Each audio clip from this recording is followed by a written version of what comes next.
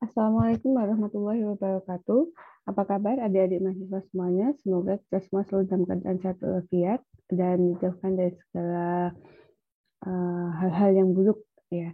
Nah, pada kesempatan kali ini kita akan melanjutkan perkuliahan kita setelah UTS kemarin tentang pendekatan dalam perencanaan transportasi. Tujuan dari pembelajaran pada kesempatan kali ini adalah mahasiswa dapat menjelaskan tentang pendekatan dalam perencanaan transportasi dan konsep perencanaan transportasi secara benar dan tepat. Bahan kajiannya adalah pendekatan sistem untuk perencanaan transportasi, analisis interaksi sistem kegiatan dengan sistem jaringan, aksesibilitas dan mobilitas, bangkitan tarikan, sebaran, bangkitan dan sebaran pergerakan, pemilihan moda, dan pemilihan rute. Nah, mari kita mulai.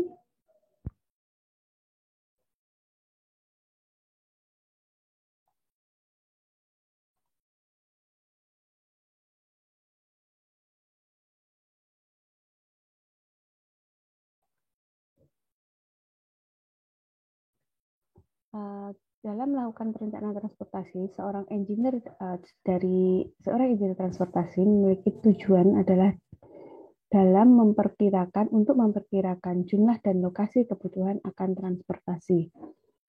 Misalnya menentukan total pergerakan baik itu kendaraan umum maupun kendaraan pribadi. Jadi untuk apa sih kita belajar tentang perencanaan transportasi? Nah, nantinya kalau kalian ingin menjadi engineer di bidang transportasi, nanti akan melakukan analisis tentang rute kendaraan, misalnya tentang pembukaan jalan baru. Nah, pembukaan jalan baru ini diperuntukkan untuk kendaraan pribadi misalnya. Nah, di sini adalah tujuan dasar dari perencanaan transportasi. Biasanya adalah memperkirakan jumlah dan lokasi kebutuhan akan transportasi. Misalnya, untuk menentukan total pergerakan. Jadi, bagaimana orang bergerak itu dari posisi A ke posisi B atau dari zona A ke zona B. Berapa jumlah yang mereka akan bergerak itu berapa jumlahnya, sehingga misalnya dari posisi A ke posisi B jumlahnya yang bergerak itu banyak, maka akan dibuat pembukaan jalan baru misalnya. Atau misalnya dari posisi A ke posisi B atau dari zona A ke zona B itu jumlah pergerakannya banyak, maka itu akan diadakan suatu transportasi publik dengan rute yang sudah disurvei dan sudah ditentukan berapa kira-kira jumlah angkutannya, berapa titik-titik perhentiannya, dan lain sebagainya. Untuk perencanaan sistem transportasi sendiri bisa dibagi menjadi 3 tahap, yaitu skala panjang, skala menengah, dan skala pendek. Perencanaan kota jangka panjang biasanya dalam 25 tahun. Nah, di sini biasanya dipengaruhi oleh tata guna lahan dan perkiraan arus lalu lintas dengan prediksi ya pertumbuhan angka lalu lintas, yaitu dengan pemilihan model juga bisa maupun pemilihan rute. Nah, untuk tata guna lahan sendiri adalah dengan melakukan perubahan tata guna lahan. Perubahan tata guna lahan biasanya dikelompokkan menjadi daerah-daerah dengan aktivitas tertentu. Misalnya biasanya satu tata guna lahan di kawasan tertentu terdiri dari rumah, pasar, sekolah itu bercampur jadi satu.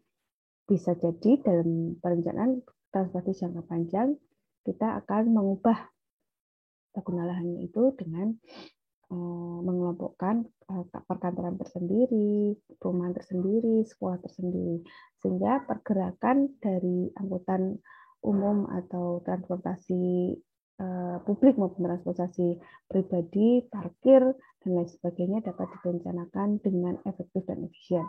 Nah, ini terjadi di kota-kota di negara-negara maju, contohnya di Singapura.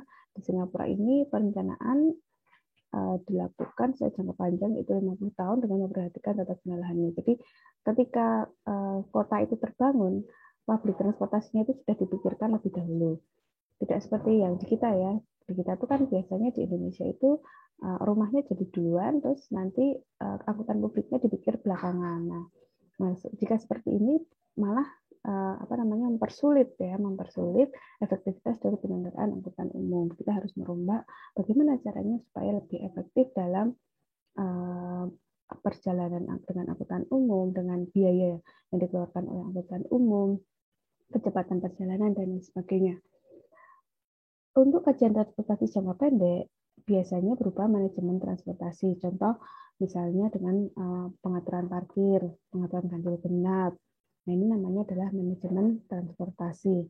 Kemudian, kajian transportasi jangka menengah, 10-20 tahun, kebutuhan transportasi akibat kegiatan tata guna lahan melalui pemodelan matematis dengan melakukan kajian hubungan antar tata guna lahan, yaitu pusat kegiatan, kemudian dari transportasi atau sistem jaringan, dan lalu lintas, yaitu sistem pergerakan untuk meramalkan arus lalu lintas, yaitu bagaimana pergerakan orang-orang itu, begitu, kemudian untuk melakukan investasi fasilitas transportasi baru yang cocok untuk meningkatkan efisiensi waktu perjalanan, mengefisiensikan biaya perjalanan. Nah, pendekatan sistem untuk perencanaan transportasi diawali dengan definisi dari pendekatan sistem. Apa itu definisi pendekatan sistem? Pendekatan umum untuk suatu perencanaan atau teknik dengan menganalisis semua faktor yang berhubungan dengan permasalahan yang ada. Kemudian, faktor-faktor yang berhubungan dengan permasalahan ini perlu dirinci dengan baik, dengan memperhatikan misalnya literatur studi, membandingkan dengan negara lain misalnya, ataupun dengan peraturan-peraturan tertentu seperti itu. Kemudian setelah ditemukan adanya masalah yang dapat berkaitan satu dengan yang lain, selanjutnya harus ada pemecahannya, misalnya dengan manajemen lalin, maupun dengan pembangunan jalan baru, maupun dengan peningkatan pelayanan angkutan umum, atau dengan perencanaan tata guna lahan yang baru. Nah, setelah kita tahu faktor-faktornya yang berhubungan dengan permasalahan, kita pecahkan. Nah, untuk pendekatan sistem, di sini kita bisa meninjau sistem itu dalam sistem mekanis maupun sistem tidak mekanis. Sistem mekanis yaitu setiap komponen berhubungan secara mekanis, misalnya komponen mesin mobil.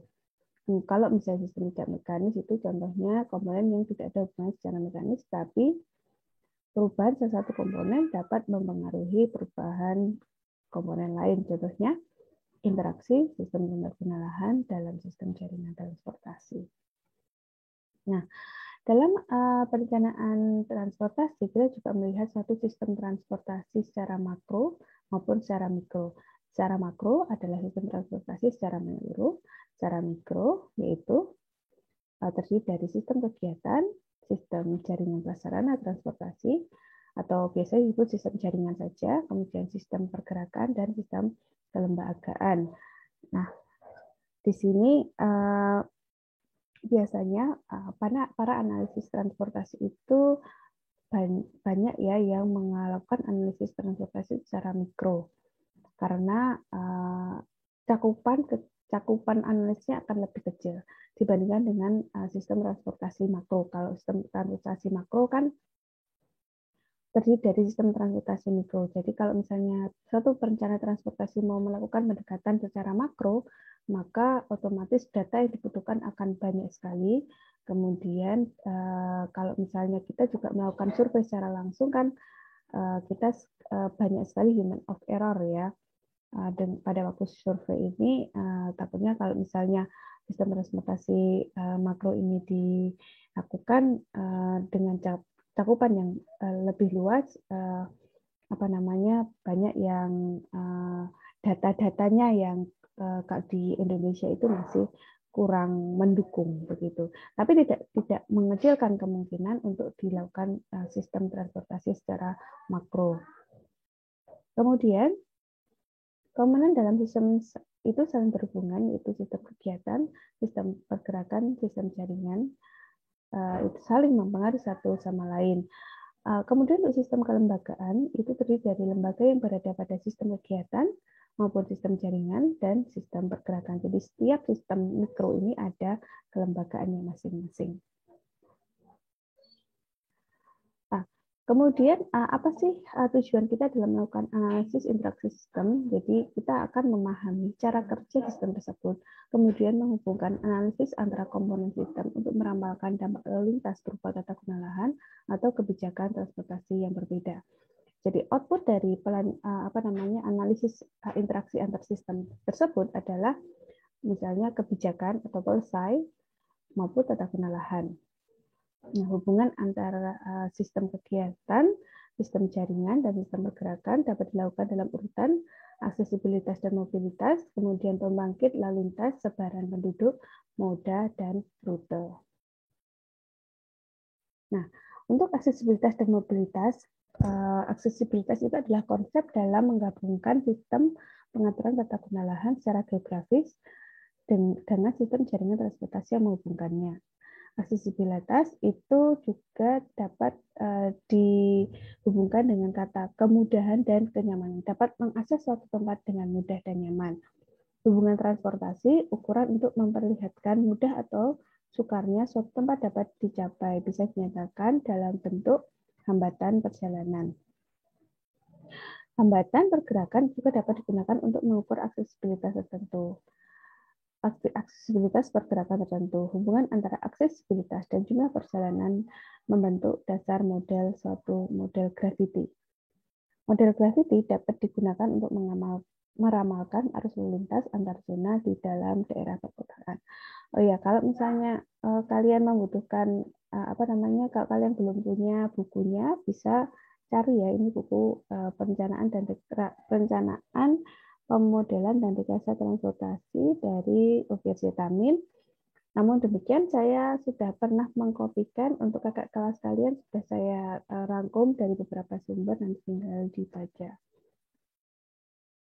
Nah, konsep perencanaan transportasi yang paling populer, yang paling konvensional juga, namanya adalah model perencanaan transportasi 4 tahap, yaitu 4-step model, yang terdiri dari bangkitan dan tarikan pergerakan, atau transport demand dan transport generation and attraction, kemudian sebaran pergerakan atau trip distribution, kemudian pemilihan moda, mode choice, dan pemilihan rute atau route choice.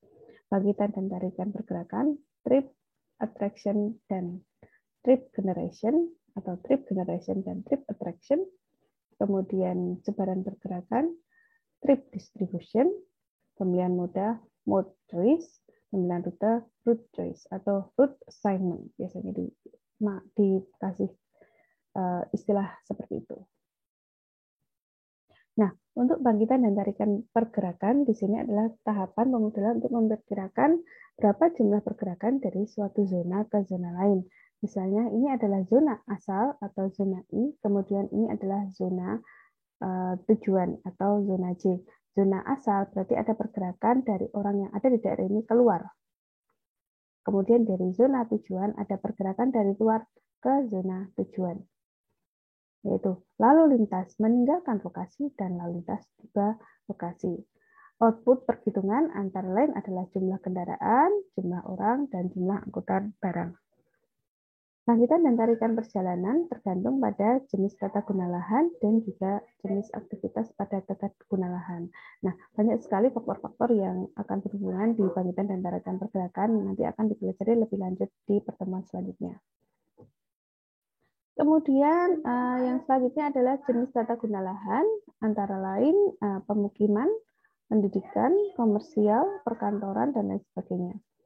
Jadi bangkitan lalu lintas berdasarkan jenis tata guna lahan, biasanya terdiri dari jumlah arus lalu lintas, jenis lalu lintas, dan lalu lintas pada waktu tertentu. Jumlah dan jenis lalu lintas karena tata guna lahan merupakan hasil dari fungsi parameter sosial dan ekonomi. Jumlah aktivitas atau tata guna lahan, di sini semakin tinggi penggunaan tata guna lahan, akan semakin tinggi pergerakan lalu lintasnya. Ukurannya adalah kepadatan.